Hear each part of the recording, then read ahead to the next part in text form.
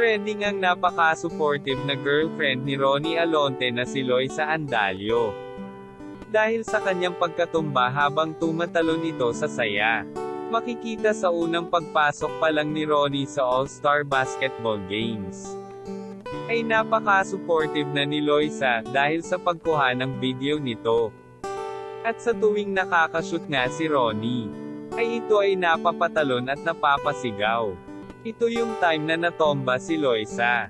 Dahil sa kanyang kasiyahan na ang boyfriend niya ay magaling mag-shoot. Hindi na uumay magsisigaw si Loisa sa pag-cheer kay Ronnie. Tuloy-tuloy ito na parang hindi nauubusan ng energy. Matapos na ang game ng basketball ay nagkaroon nga ng award si Ronnie dahil galing nito sa pagpapashoot.